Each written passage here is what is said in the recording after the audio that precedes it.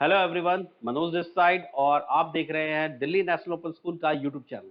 सो आज हम लेके आए हैं आपके लिए बहुत इंपॉर्टेंट क्वेश्चन लेके आए हैं जो कि आपके एग्जाम में आने वाले हैं।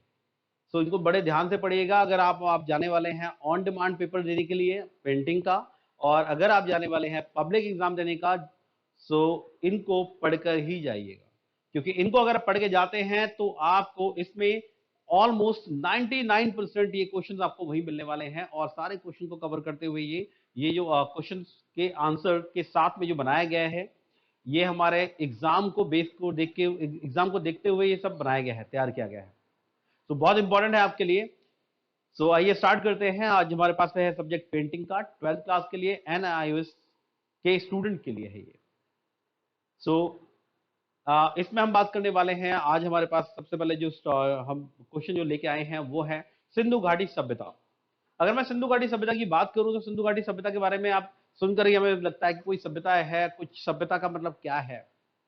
तो मैं बता दूं कि सिंधु घाटी सभ्यता जो है एक सिविलाइजेशन इंग्लिश में कहते हैं इसको, और सभ्यता जो है वो ऐसे लोगों का रहना और धीरे धीरे विकास करना, सीखना, जो पहले के लोग थे और लोगों का एक साथ रह करके सीख पाना, और उनके साक्ष्य जो हमें मिलते हैं, इनको हमने सभ्यता का नाम दिया है। और यही ऐसी सभ्यताएं पूरे विश्व के अंदर 4 सभ्यताएं थी, जिसमें से सबसे पहले हमारे पास में है सिंधु घाटी यानी हड़प्पा सभ्यता। सिंधु घाटी सभ्यता, दूसरा है चीन सभ्यता, और तीसरा हमारे पास आता है मेसोपोटामिया सभ्यता और मिस्र। ये हमारे पास 4 सभ्यताएं आती हैं। सो इनमें हम बात करने वाले हैं भारत के बारे में, क्योंकि हम भारत की बहुत ज्यादा पूछा जाता है ये क्वेश्चन। सो इसके बारे में सबसे पहले हम स्टार्ट करते हैं। क्वेश्चन है हमारे पास में, सिंधु घाटी सभ्यता की कलाकृति के अंतर्गत मातृ देवी कलाकृति की विशेषताओं को बताइए।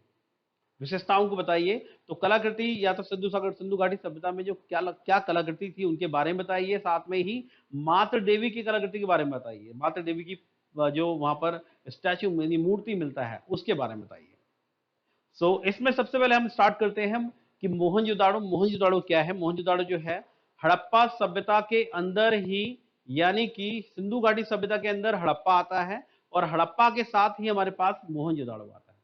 और मोहनजोदाड़ो में जब ये सभ्यताएं लगभग लगभग अब से 2500 साल, 2500 ईसा पूर्व की सभ्यताएं थी, यानी कि अप्रोक्स में हमारे पास समय हो चुका है 4500 साल का। यानी कि 4500 साल पहले की ये सभ्यताएं थी, और ये सभ्यताएं आज के समय पाकिस्तान में है। तो जैसे कि पाकिस्तान में है, और इन सभ्यताओं की अगर मैं बात करूं तो इनमें क्या क्या चीजें मिलती है, इनकी जानकारी पूछी जाती है इसके अंदर। सो मोहनजोदाड़ो के अंदर एक मूर्ति मिलती है जिसको अपने मातृ देवी नाम दिया है। और इन क्वेश्चन को अगर आप देख पा रहे हो तो इनको लिख भी सकते हैं इस तरीके से, मैंने डिटेल भी समझा भी रहा हूं, साथ में आप लिख भी सकते हैं, और देख देख कर आप लिखिए इनको, आपके अच्छे नंबर आने वाले हैं। ये मूर्ति है मातृ देवी की, और मातृ देवी की अगर मैं बात करूं तो इसमें विशेषता यह है कि ये भारत में नहीं बल्कि विश्व में प्राचीन मिट्टी की मूर्तियों में विशिष्ट स्थान है, सबसे बड़ा स्थान है इसका। और ये मूर्ति जो है वो लाल रंग की मिलती है, और साथ में इसका आकार जो है वो 8.5 और 3.5 सेंटीमीटर का है। माथे पर 2 अर्धगोलाकार दीप बने हुए हैं जो सजाए गए हैं उसके ऊपर, और मूर्ति के गले में मनके तथा उनकी आंखें, नाक यानी आंखें, नाक और ओंठ यानी होंठ जो है, वो उनके अंगों को बहुत सुंदर तरीके से बनाया गया है इसमें। जाहिर सी बात है कि सुंदरता दिखती है तभी बोली जाती है, तो यहां पर भी इसी तरीके से हो रहा है। और इसके साथ में अगर मैं बात करूं नेक्स्ट टॉपिक पे, नेक्स्ट हमारा क्वेश्चन है, अपने अध्ययन के आधार पर हम हड़प्पा सभ्यता के विकास काल को बताइए। तो अध्ययन के आधार पर, यानी कि हमने अभी बताया कि ये जो इस हड़प्पा की खुदाई की गई थी, हड़प्पा सभ्यता यानी कि सिंधु घाटी सभ्यता में खुदाई की गई, हड़प्पा स्थान पाया गया, और यह स्थान जो है ये इस समय पाकिस्तान में है। और 2500 ईसा पूर्व से लेकर 1750 ईसा पूर्व तक का इसका समय माना जाता है, जो कि विद्वानों के द्वारा बताया गया है। और इन विद्वानों ने ये समय डिसाइड किया है कि ये जो मूर्तियां मिल रही हैं उनका समय, यानी कि यहां पर जो सभ्यता थी वो इतने समय पुरानी थी, तो इनके बारे में पता लगता है। नेक्स्ट हम बात करते हैं हड़प्पा सभ्यता से आप क्या समझते हैं। तो हड़प्पा सभ्यता में जो हमें मिलता है उसमें हम क्या समझते हैं। तो हड़प्पा सभ्यता से हम सीधे सीधे समझते हैं कि एक ऐसी सभ्यता जिसकी खोज हुई और खुदाई करने के बाद में वहां पर जो चीजें मिलती हैं वो उनके बारे में हम बात करने वाले हैं। तो ये खुदाई कब हुई और ये खोद कर निकाली कब गई? तो ये 1921 में खोदी गई थी और उनको खोदने वाले मैं बता देता हूँ कि किसकी वजह से खोदी गई थी। ये दयाराम सहानी थे, जो कि जिनकी वजह से यहाँ पर खुदाई हुई और खुदाई खुदाई होने के बाद में यहाँ पर जो चीजें मिलती हैं वो हैं जो सर्वप्रथम पंजाब में हुई, पंजाब के पश्चिम भाग में, और हड़प्पा नामक जगह मिली हमें, और इसीलिए ये हड़प्पा सभ्यता कहा जाता है इसको। और बाद में कालांतर में जब इसकी खुदाई सिंधु नदी के समीप मोहनजोदाड़ो में हुई तो इसे सिंधु सभ्यता कहा गया। यानी कि पहले जो खोजा गया था वो सिंधु घाटी, पहले हड़प्पा खोजा गया था, फिर हमारा मोहनजोदाड़ो, और इनके मिलने के बाद इसका नाम रखा गया हड़प्पा सभ्यता या सिंधु घाटी सभ्यता कहा गया। नेक्स्ट हम बात करते हैं सिंधु घाटी, यानी कि 4 क्वेश्चन हमारे पास में है। 4 क्वेश्चन में आते हैं, सिंधु घाटी सभ्यता की विशेषताओं का उल्लेख कीजिए। तो सिंधु घाटी सभ्यता की विशेषताओं के उल्लेख करने की बात करूं मैं तो इसमें सिंधु घाटी सभ्यता एक प्राचीन सभ्यता है और जिसका पता उत्खनन यानी कि खोदने के बाद में मिलता है, और खोदने के बाद मिलता है तथा इसमें अवशेष में मूर्तियां मिलती हैं, यहाँ पर मोहर मिलती है यहाँ पर, और साथ ही बर्तन मिलते हैं, और ये इनको स्पष्ट रूप से देखा जा सकता है इन सब चीजों को। और सिंधु घाटी सभ्यता के लोग जो है वो मूर्ति कला में कौशल थे यहाँ पर, यानी बहुत अच्छे से दक्ष थे, बहुत यानी दक्ष कहते हैं एक्सपर्ट को। और विशेषकर मूर्तियों की सजीवता, यानी कि मूर्तियों को देख करके लगता है कि तो जीवित है, ऐसा लगता है। तो स्वाभाविक है इनमें अनुकरणीय, बहुत ज्यादा स्वाभाविक और बहुत ज्यादा देख करके लगता है ये तो जीवित हो जाएगी, इस तरीके से देखने पर लगता है, इसीलिए यहाँ पर इनको एक्सपर्ट माना जाता है मूर्ति कला में। नेक्स्ट हम बात करेंगे हड़प्पा मोहरों का निर्माण कैसे करते हैं। तो हड़प्पा वासी जो थे वहां के, वो किस तरह से मोहर को निर्माण करते थे। तो मोहरों की बात करें तो मोहरा जो है वहां पर शिलाखड़ी एक पत्थर हुआ करता था, और शिलाखड़ी के पत्थर में ये एक प्रकार का कोमल पत्थर था, और इसको पिघला करके इसके आकार को ढाल करके यहाँ पर मोहरें बनाई जाती थी, और इन मोहरों पर अनेक प्रकार के पशुओं का चित्र बनाया जाता था, अंकित किया जाता था। और साथ ही ये चित्र है, ये सुंदर होने के साथ साथ इनकी अवधि की कला का सराहनीय उदाहरण है। कहते हैं कि ये बहुत सुंदर चित्र बनाते थे यहाँ पर। साथ में बात करते हैं बैल वाली मोहर की विशेषता क्या थी। ये सभी वो चीजें हैं जो सिंधु घाटी सभ्यता में हमें मिली थी। और इनके साथ साथ मैं बात करूं तो इनमें बैल की मोहर की बात करें तो ये एक वहां पर बैल की मोहर मिलती है, जिसके बैल वाली मोहर मिलती है जिस पर चित्र अंकित था बैल का, और इसको वृषभ कहा जाता है वहां। और मोहनजोदाड़ो में खुदाई के स्तर पर यह प्राप्त हुआ था, और आकार में बात करें तो 2.5 इनकी 2.5 और 1.4 सेंटीमीटर की इसमें चौड़ाई थी। और बैल की वाली मोहर इसमें उल्लेखनीय है, इसमें 2 सींग दिखाए गए हैं बैल के, और 2 पैरों के मध्य में मुंह तक लटकती हुई चादर दिखाई गई है, जैसे किसी बैल या यानी कि बैल को आप ऊपर से चादर ढक देते हैं, और ढकने के बाद में उसको का फोटो लेते हैं। तो एक तरह से चादर मिलती है, और 2 सींग यानी कि बैल, आप समझ सकते हैं कि 2 सींगों के बाद आप समझ जाते हैं कि इसमें बैल का यानी बैल समझ में आ जाता है। नेक्स्ट हम बात करें सिंधु घाटी सभ्यता की कलाकृतियों के अंतर्गत चित्रित रंगीन बर्तन पर एक संक्षिप्त टिप्पणी लिखिए।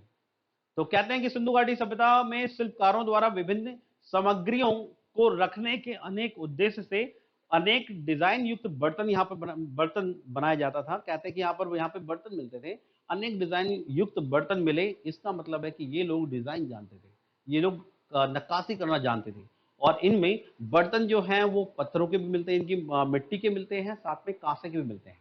तो यहाँ पर इनमें उस समय जो धातु है, उस समय यहाँ पे धातु की खोज हो चुकी थी, और इन चित्रों को रंगीन यानी कि कलर भरना आता था, इनको कलर करना आता था, और पॉलिश की हुआ था। इसका मतलब उच्च कोटि की पॉलिश भी आती थी इनको, कि किस तरीके से बर्तन चमकता है। और साथ ही यहाँ पर मिलता है एक बड़ा यानी कि जो जार मिलता है, और जारों की जो ऊंचाई है, यानी कि जो लुक जो इसका मिलता है वो कैसे ही स्टार्टिंग में अगर आप देखें तो मुंह छोटा सा मिलता है, लेकिन धीरे धीरे रोज जाके बड़ा हो जाता है। तो बर्तनों का जो साइज है, जार का जो साइज है, वो पहले छोटा मिलेगा मुंह पर, उसके बाद बड़ा हो जाएगा, तो ये बड़ा हो जाता है। और इनमें कहा जाता है कि 2.1 की ऊंचाई मिलती है, साथ में उत्कीर्ण ये जो मिलने की जगह है ये हड़प्पा स्थल है, हड़प्पा में मिला था। नेक्स्ट हम बात करते हैं सिंधु घाटी प्राप्त आभूषण से आप क्या संकेत मिलते हैं। तो सिंधु घाटी में जाहिर सी बात है, हम बात कर रहे हैं सिंधु घाटी की, तो इसमें जो जब सभ्यता है, लोग रहते होंगे तो यहाँ पर आभूषण भी मिलेंगे। और कहा जाता है, कहते हैं कि यहाँ पर सिर्फ ज्यादातर क्या होता है कि आभूषण का जो फ्रेम है वो स्त्री को हुआ करता था, लेकिन यहाँ पर ये स्त्री और पुरुष दोनों ही यहाँ पर आभूषण से प्रेम करते थे, और यहाँ पर दोनों के आभूषण होते थे। तो स्त्री के भी आभूषण होते थे और साथ में पुरुषों के भी आभूषण हुआ करते थे।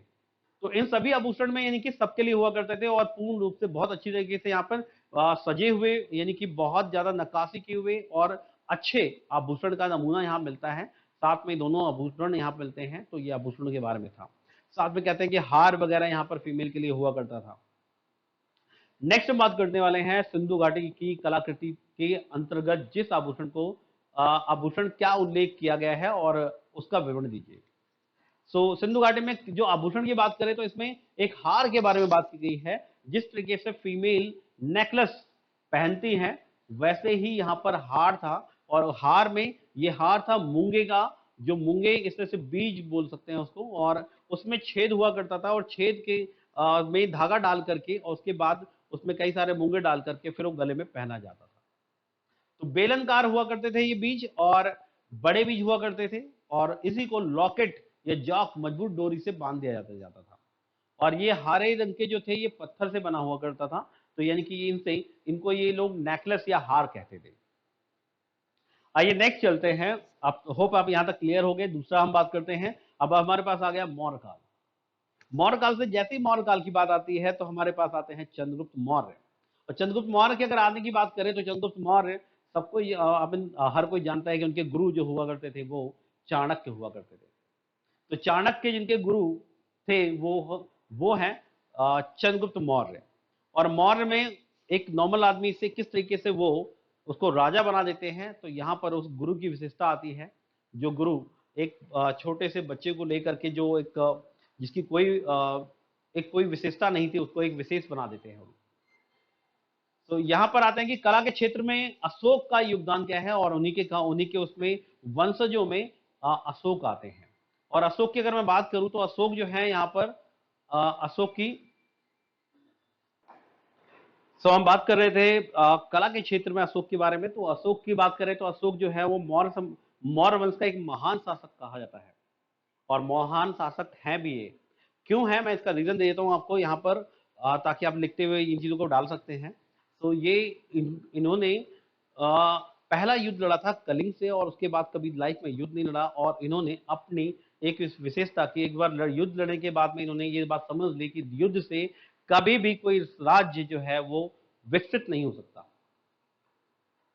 इन्होंने अगर कभी राज्य को अगर आपको जीतना है तो आपको अपनी जो तकनीक है वो बदलनी पड़ेगी। और उन्होंने अपनी प्रणाली यानी अपना प्रोसेस या अपना रास्ता बदल दिया, और जहां लड़ करके किसी राज्य पे अर्जित करना है, वहां पर इन्होंने राज्य में प्यार से जीतने की प्रथा की, उनको हेल्प करके प्रथा की, यानी कि उनको हेल्प करेंगे और उनको अपने साथ जोड़ लेंगे।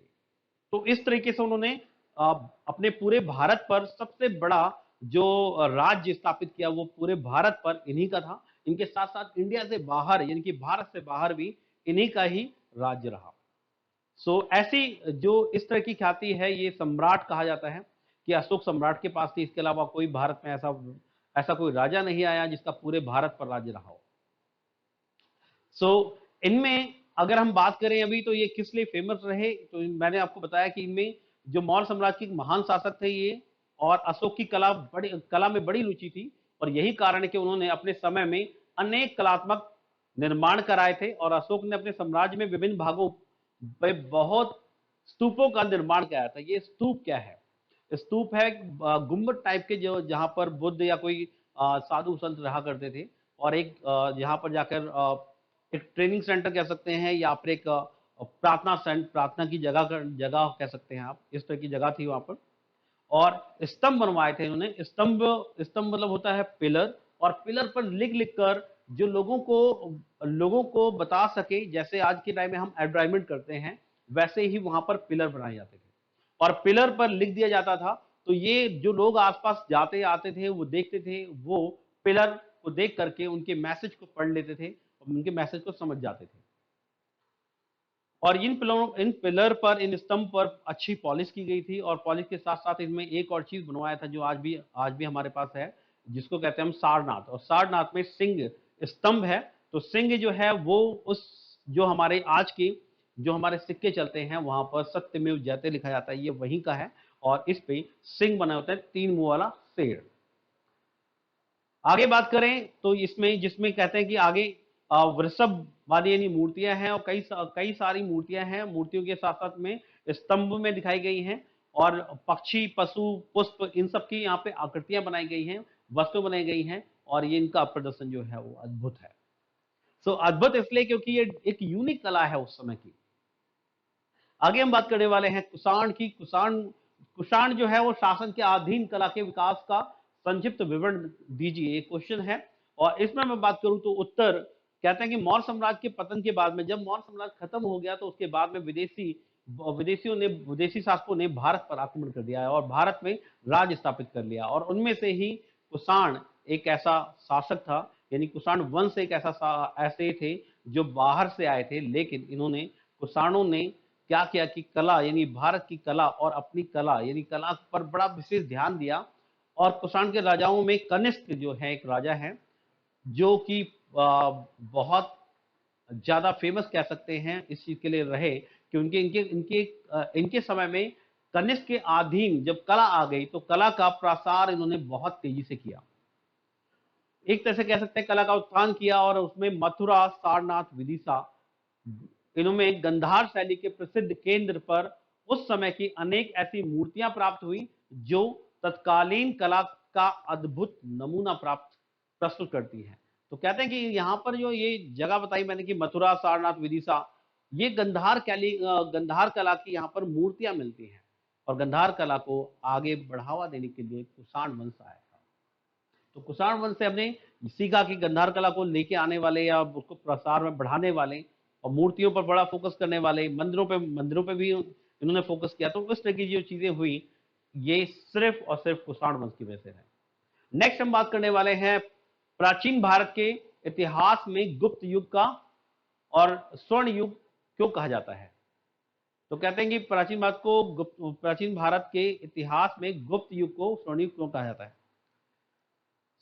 पहले की बात करें कि पहले भारत में इतिहास में गुप्त युग में कहते हैं कि गुप्त युग को स्वर्ण युग इसलिए कहा जाता है क्योंकि इस समय के भवनों व चित्रों या मूर्तियों या स्मारकों अभिलेख से ज्ञात होता है कि गुप्त सम्राटों के अधीन कला और साहित्य का बहुत विकास हुआ था यहाँ पर। तो गुप्त काल में भी इनका विकास हुआ, भवन बने, चित्र बने, मूर्तियां बनाई गई, स्मारक बनाए गए, अभिलेख बनाए गए। तो यहाँ पर भी ये फेमस हुए और इन्होंने इन चीजों को आगे बढ़ाया और इनका विकास किया। और साथ ही जिसके कारण यहाँ पर मुख्य रूप से यानी एक नहीं कई चीजों पर ध्यान दिया गया और ये एक साथ हुआ, इसीलिए इसको अद्भुत माना जाता है और भारतीय इतिहास का ये स्वर्ण युग कहलाता है। नेक्स्ट हम बात करते हैं मौर्य काल। मौर्य काल में अगर हम आए तो अगेन वापस बात करने वाले हैं चंद्रगुप्त मौर्य की। और चंद्रगुप्त मौर्य में हम बात करते हैं कि मौर्य काल जो है, मौर्य काल के समय में भारत में कला का असाधारण विकास हुआ था और जिसमें अशोक का बड़ा योगदान था। अशोक का इसलिए योगदान था क्योंकि अशोक के समय जो स्तंभ बनाए गए थे, जो स्तूप बनाए गए थे, जो शिलालेख बनाए गए थे, तो ये एक मैसेज था लोगों के लिए। और सारनाथ, सांची, इस तरीके से जगह बनाई गई थी जहां पर लोग प्रेयर कर सके, प्रार्थना कर सके। तो भारतीय कला का एक प्रमुख केंद्र बन गया था ये। और भारतीय कला के प्रमुख केंद्र बनने के बाद में अगर मैं बात करूं तो जबकि उसके पश्चात कहते हैं कि शक आए थे, शक और कुषाण वंश के अधीन हो गया था, जिसमें तक्षशिला, गंधार, मथुरा भारतीय कला के एक प्रमुख केंद्र बने। लेकिन उससे पहले अगर मैं बात करूं तो ये सारनाथ जो है एक कला का मुख्य केंद्र बन गया था। कला के केंद्र के बाद में बात करें तो इसमें फिर अलग अलग शासक आए और शासक आने के बाद में, लेकिन उन्हीं के साथ में बात करें तो इसी समय की बात है जहां पे महात्मा बुद्ध और बौद्धित्वों की मूर्तियां बनाई गई थी यहाँ पर। तो ये बौद्धित्व की जो मूर्ति है कुषाण वंश के समय हुआ था, कुषाण वंश से पहले बौद्धित्व की मूर्तियां नहीं थी। तो कुषाण वंश के बाद में यहाँ पे बौद्ध की मूर्तियां मिली और साथ ही शिव, विष्णु की मूर्तियां भी यहाँ पे प्रचलित हुई। यानी कि अब जो संप्रदाय है वो अलग अलग चीजों को मानने लगा है, भगवान को मान लगा है, और कोई विष्णु को मान रहा है, कोई शिव को मान रहा है, तो सब अलग अलग मान रहे हैं। नेक्स्ट हम बात करते हैं मौर्य काल के बाद में कि मौर्य काल के साथ साथ यहाँ पर मूर्तियां पशुओं की बनाई गई, गुप्त काल में मनुष्य तथा देवी देवताओं की भी मूर्तियां बनने लगी, और साथ में मथुरा से प्राप्त हुई खड़े बुद्ध की मूर्ति, जो कि गुप्त काल का शिल्प कला की सबसे उत्तम प्रसिद्धि मानी जाती है कि यहाँ पर सबसे बेस्ट मूर्ति हमें मिलती है। तो ये थी महात्मा बुद्ध की मूर्ति। नेक्स्ट हम चलते हैं सारनाथ का सिंह। सारनाथ सिंह और शीर्ष पर एक संक्षिप्त टिप्पणी लिखिए। तो सारनाथ के सिंह की अगर मैं बात करूं तो यहां पर आता है कि वो मौर्य काल शासकों में अशोक एक ऐसा सम्राट हुआ जिसने निर्माण कला पर सबसे अधिक ध्यान आकर्षित किया, और उसने अनेक सभ्यताओं, स्तंभों और स्तूपों इत्यादि का निर्माण कराया। उसके द्वारा निर्मित स्तंभों में से सारनाथ का स्तंभ सबसे प्रशंसनीय है। तो सारनाथ का जो स्तंभ है वो सबसे प्रशंसनीय माना जाता है, और इस स्तंभ को अशोक ने 3री शताब्दी से ईसा पूर्व में सारनाथ के हिरण पार्क में मृगदवा में स्थापित किया था, और जिसे 1905 में ईस्वी में पुरातत्व विभाग ने खोद कर निकाल लिया। और इस स्तंभ शीर्ष के फलक पर 4 सजीव सिंह पीठ सटाए हुए खड़े हुए हैं। जैसे मैंने बताया आपके हमारे अपने सिक्कों में जो हम सिंह की मूर्ति देखते हैं, जहां पर लिखा होता है सत्यमेव जयते, तो वो वहीं का लिया हुआ है, सारनाथ का ही लिया हुआ है। और इसमें 4 सिंह हैं जो कि फेस दिखता है और उनकी पीठ सटी हुई है, एक दूसरे से चिपके हुए दिखाई जाते हैं। और इन दिशाओं में कहते हैं, बात करें कि मुंह किए हुए बैठे हुए हैं, और जिस पर हम देख सकते हैं अपने मस्तक में क्या कहते हैं, और एक चक्र बनाया हुआ है जिसमें हमने सत्यमेव जयते भी लिखा है, और एक चक्र बनाया हुआ है जो हमारे फ्लैग यानी कि हमारे झंडे पर, भारत के झंडे पर जो चक्र बनाया जाता है वो चक्र लिया गया है। और उस चक्र में 32 तिल्लियां बनाई गई हैं, जो इस तरीके से जैसे एक टायर है और साइकिल का टायर है उस पर तिल्लियां बनी होती है, वैसे ही वहां पर तिल्लियां बनी हुई है, और वो 32 तिल्लियां हैं। यह शक्ति के ऊपर धर्म के विजय की प्रतीक है, यानी कि शक्ति के ऊपर धर्म का प्रतीक बनाया जाता है कि धर्म की विजय होती है। और इसी पर 4 पशुओं का गज यानी कि अश्व बैल भी दिखाया गया है, और शेष की आकृतियां उत्कीर्ण हुई हैं, यानी कि सबकी आकृतियां उत्कीर्ण गई हैं। वहीं पर बल दिखाने के लिए बैल को यूज किया गया है, तो बैल का भी चित्र दिखाया गया है। साथ में हाथी बुद्ध के गर्भस्थ होने का बैल उनके जन्म का अश्व ग्रह त्याग का, तथा सिंह सार्वभौम सत्ता का प्रतीक होता है। तो सिंह जो होता है वो हर जगह पर अपने आप की सत्ता है, इसको शो करता है। उनके समय के टाइम की बात कर रहा हूं मैं। और बैल जो है एक जन्म के बारे में बात कर रहा है, और अश्व यानी घोड़ा जो है वो घर छोड़ने की बात कर रहा है। तो ये कुछ सिंबल है जो महात्मा बुद्ध के थे। नेक्स्ट हम बात करते हैं याचड़ी या चौवरधानी की विशेषता बताइए। याचड़ी ये भी उसी काल का है, यानी कि हमारे मौर्य काल का। तो मौर्य काल की लोक कला का ज्ञान उन महाकाव्य यक्ष याचड़ियों की मूर्ति द्वारा होता है, जो विभिन्न स्थानों पर प्राप्त होती हैं। इन्हीं प्राप्त मूर्तियों में से एक का वर्णन यहाँ किया गया है, और यह मूर्ति पटना के दीदारगंज से प्राप्त हुई है, और मूर्ति काल के अंतर्गत 3री शताब्दी ईसा पूर्व में निर्मित बताई जाती है। इस मूर्ति की ऊंचाई लगभग कहा जाता है 162 सेंटीमीटर है, तथा निर्माण सामग्री में बलुआ पत्थर का प्रयोग किया गया है। यानी कि यहाँ जो मूर्ति बनाई गई थी ये 3री शताब्दी का टाइम इसका रखा गया, और 162 इंच यानी सेंटीमीटर की ऊंचाई है इसकी, और ये बलुआ पत्थर से मूर्ति बनाई गई है, जिसे यक्ष या याचड़ी कहा जाता है, और ये मौर्य काल के टाइम का माना जाता है। और इसी के साथ बात करें कि विद्वानों ने इसे भारतीय कला की मोनालिसा कहने से नहीं चूकते हैं। तो कहते हैं कि इस तरह की मूर्ति जो है वो, जैसे बाहर जो है मोनालिसा की पेंटिंग बड़ी फेमस है, चित्र बड़ा फेमस है, वैसे ही भारत में इस पेंटिंग को यक्ष या याचड़ी जो चित्र है उसको भारत की मोनालिसा की कला कहा जाता है। तो उस चित्र पर यहाँ पर इसका कंपैरिजन है कि जैसे वहां फेमस है मोनालिसा, वैसे ही हमारे यहाँ पर फेमस है यक्ष या याचड़ी। और उसमें मूर्तिकारों ने इस मूर्ति में अद्भुत कोमलता, सुंदरता एवं स्वाभाविक का चित्रण किया है, और इस मूर्ति को देख करके विद्वानों का यह भी मानना है कि इतिहास में इस प्रकार की मूर्ति का उदाहरण मिलना मुश्किल है। यानी कि इस तरह की मूर्तियां जो है इतिहास में बहुत मुश्किल से मिली हैं, और अब नहीं मिल सकती, यानी कि बहुत मुश्किल है इस तरह का उदाहरण कोई मिलना। तो ये हमारी भारत की मोनालिसा। नेक्स्ट हम बात करने वाले हैं सांची स्तूप की। सांची स्तूप, सारनाथ। सांची स्तूप का बात करें, इसकी विशेषता का वर्णन कीजिए। तो कहते हैं कि अशोक ने अपने शासन अवधि में विभिन्न स्तूपों और विहारों, विहार मतलब बागीचों का, बागानों का और स्तंभों का निर्माण कराया था, और जिसमें सांची स्तूप जो है वो महास्तूप सबसे प्रसिद्ध हुआ। और स्तूप, तो यूं तो इस महास्तूप का निर्माण कार्य अशोक ने प्रारंभ किया था, किंतु इसे अंतिम रूप जो है उसके शुंग वंश ने दिया था। क्योंकि जो स्तूप है वो बनने के बाद में, उसके बाद उनका वंश खत्म हुआ और वहां पर शुंग वंश का जब राज आया, तो इन्हें अंतिम रूप जो देने वाले थे वो शुंग शासक थे। तो शुंग के शासकों ने इसे अंतिम रूप दिया, और ये मध्य प्रदेश के रायसेन जिले में है, जो कि सांची स्तूप की बात कर रहे हैं। और बलुआ पत्थर से ये निर्मित इस स्तूप के चारों ओर पत्थर की वेदिकाएं बनी हुई हैं। वेदिकाएं मतलब डिजाइन बना हुआ है, और जिसे आप चित्र में देख सकते हैं। और ये चित्र जो है आपको देखने के लिए आपको बुक देखना पड़ेगा, या फिर आप हमारे ही ऐसे ही जिसमें हमने चैप्टर को एक्सप्लेन किया हुआ उस वीडियो में देख सकते हैं, सभी चित्रों को दिखाया गया है वहां पर।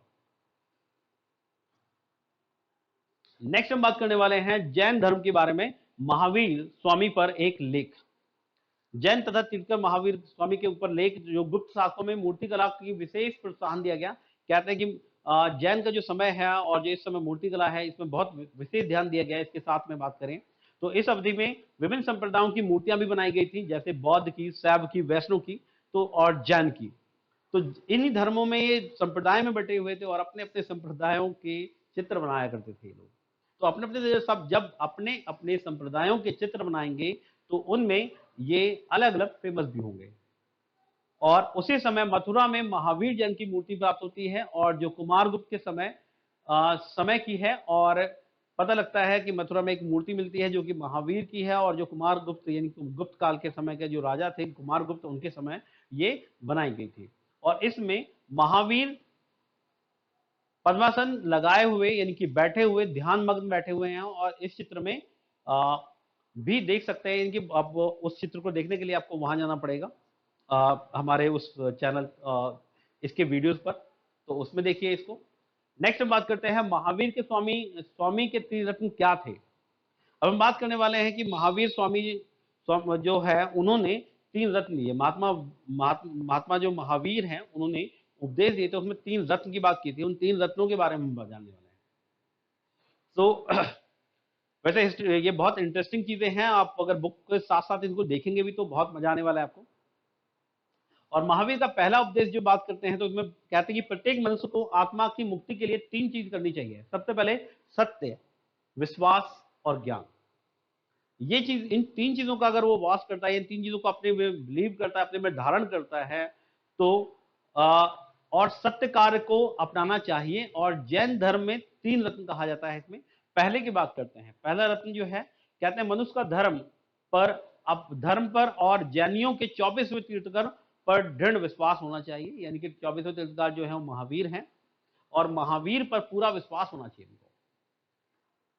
साथ ही दूसरा रत्न जो है वो कहते हैं कि मनुष्य को सत्य ज्ञान होना चाहिए और आडंबरों से दूर रहना चाहिए। तो सत्य ज्ञान का मतलब ये है कि ये बात पता होनी चाहिए कि क्या ये सत्य है, बल्कि ढोंग, यानी कि भगवान जो है वो आपके सामने नहीं है, लेकिन कोई सृष्टि, कोई चीज है, तो उसमें आप जो प्रतिमा बना करके जो पूजा करते हैं, या जो किसी भी टाइप का आप ऐसा करते हैं जो आडंबर है, जो ढोंग है, वो मत कीजिए। तीसरा रत्न है मनुष्य को शुद्ध कर्म करने चाहिए और अहिंसा, सत्य और ब्रह्मचार्य का ना पालन करना चाहिए। यानी कि अहिंसा नहीं, और सत्य, अहिंसा, सत्य और ब्रह्मचार्य का पालन करना चाहिए। तो तीसरा है इनका कि मनुष्य को शुद्ध कर्म करने चाहिए। जो कर्म करने हैं वो कर्म कीजिए, और ना कि अहिंसा को अपनाइए। अहिंसा, सत्य या ब्रह्मचार्य का पालन ना करना चाहिए।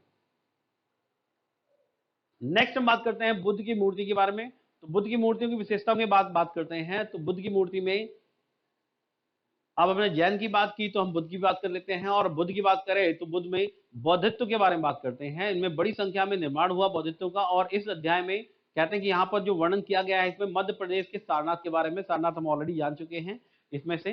तो हम आगे चलते हैं। आगे आप इसमें लिखना चाहें तो आप इसको देख करके लिख सकते हैं, स्क्रीनशॉट लेके ले सकते हैं, बाकी मैं आगे चलता हूं। उसको गंधार शैली की बात करते हैं।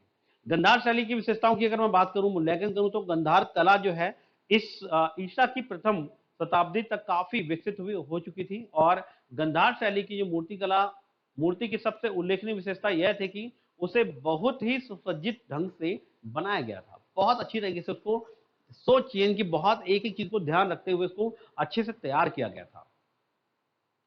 और देखने में ऐसा लगता है कि जैसे ये अभी जीवित है। और इन मूर्तियों कला में शोभा के शोभा में बहुत वृद्धि करता है और उनको सजीवता जैसा दिखता है, इनकी जीवित जैसा लगता है। और साथ में अधिकतर मूर्तियों का निर्माण जो है वो लाल बलुआ पत्थर से हुआ था और चिकनी मिट्टी तथा टेराकोटा से हुआ था। तो चिकनी मिट्टी, टेराकोटा और बलुआ पत्थर, इनको मिलाकर के मूर्तियां बनाई गई थी। और इस अध्याय में बात करें तो इसकी ऊंचाई जो है वो ये मथुरा से मूर्तियां प्राप्त होती हैं और 75 सेंटीमीटर की लगभग इनकी ऊंचाई आकी जाती है। अब हम नेक्स्ट बात करने वाले हैं, कुषाण वंश की बात करने वाले हैं। कुषाण कला ये भी हम ऑलरेडी कर चुके हैं और इसमें बता देता हूं एक छोटा सा और एग्जांपल देकर के कि अगर कुषाण वंश की कला के बारे में आता है तो 3 कलाएं आपको जरूर बोलनी है। एक तो गंधार शैली की बात करनी है, मथुरा शैली की बात करनी है और अमरावती शैली का विकास हुआ था इसमें। तो इसलिए इनको बहुत ज्यादा इनका नाम आता है। तो ये क्वेश्चन में भी कई बार आ चुका है और 1 नंबर के क्वेश्चन में भी आता है। नेक्स्ट हम बात करते हैं मथुरा शैली। मथुरा शैली की तो ये सभी जो मूर्तियां मिल रही हैं मथुरा में मिल रही हैं, इसलिए इसमें है। आप क्वेश्चन को लिख करके दोबारा बार बार पढ़ सकते हैं। नेक्स्ट हम बात करते हैं, ओके, अब हमारा आ गया पार्ट सी, जो कि हम उसके आगे नेक्स्ट चलने वाले हैं 24। तो अब तक हम 23 क्वेश्चन कर चुके हैं और 23 के क्वेश्चन के बाद ये वीडियो बहुत ज्यादा लंबा ना हो जाए, इसका हम नेक्स्ट पार्ट बनाते हैं और नेक्स्ट पार्ट में हम इसको लेके चलते हैं 24 क्वेश्चन से। सो आई होप कि आपको ये सभी इंपॉर्टेंट क्वेश्चन जो है वो लिखने में आसानी हो जाएगी और आप समझने में आसानी हो जाएगी। और आप जैसे जैसे समझ पाते हैं, अगर समझने में कोई समस्या आती है तो आप हमें मैसेज कर सकते हैं या व्हाट्सएप या फिर ऊपर दिए हुए नंबर पर आप हमें कॉल भी कर सकते हैं और डिटेल ले सकते हैं। So thank you so much कि आपने इतना समय देकर के इसको सीखा, जो कि जिससे आपके मार्क्स जो है वो बढ़ने वाले हैं आपके थ्योरी एग्जाम में। So thank you so much.